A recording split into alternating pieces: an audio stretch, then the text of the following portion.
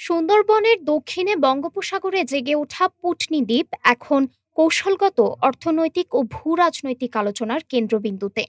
৯০-এর দশকের শেষ দিকে জেলেদের চোখে ধরা পড়া ছোট্ট বালুচড়াটি সময়ের সঙ্গে স্থায়ী দ্বীপে রূপ নিয়েছে। ম্যানগ্রোভ, লাল কাঁকড়া, পাখি ও হরিণের বিচরণ এসবই প্রমাণ দিচ্ছে দ্বীপটির পরিবেশগত পরিপক্কতার। বিশেষজ্ঞদের মতে হিমালয় ঘেঁষা নদীপথের পলি আর সাগরের প্রবাহ মিলেই গড়ে উঠেছে এই নতুন ভূমি। দ্বীপটির সবচেয়ে বড় গুরুত্ব সামুদ্রিক আইন ও সার্বভৌমত্বে। আন্তর্জাতিক সমুদ্র আইন অনুযায়ী স্থায়ী ভূমি হিসেবে স্বীকৃতি পেলেই বাংলাদেশের এক্সক্লুসিভ ইকোনমিক জোন ইইজেড দক্ষিণে আরও বিস্তৃত হবে।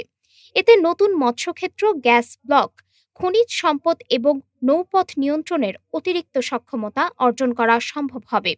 অবসরপ্রাপ্ত নৌ কর্মকর্তাদের হিসাব, পুটনি স্বীকৃতি পেলে বাংলাদেশের সমুদ্র সীমা প্রায় ১,০০,০০০ বর্গ কিলোমিটার পর্যন্ত বৃদ্ধি পেতে পারে। এই সম্ভাবনায় ভারতের উদ্বেগ বাড়িয়েছে। দক্ষিণ তালপট্টি দ্বীপের স্মৃতি মাথায় রেখে দিল্লি আশঙ্কা করছে পুটনিকে ভিত্তি করে বাংলাদেশ নতুন করে উপকূল রেখা নির্ধারণের দাবি তুলতে পারে।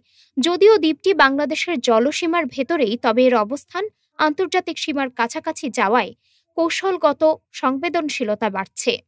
ব্লু ইকোনমি, ইকোট্যুরিজম ও মেরিন রিসার্চ সুবিধার সম্ভাবনা পুটনিকে অর্থনৈতিকভাবেও গুরুত্বপূর্ণ করছে। তবে সমুদ্রপৃষ্ঠ বৃদ্ধি ও জলবায়ু ঝুঁকি দ্বীপটির ভবিষ্যৎ টেকসই ব্যবস্থাপনার বড় চ্যালেঞ্জ হিসেবে রয়ে গেছে। ডেস্ক রিপোর্ট, আজ বার্তা।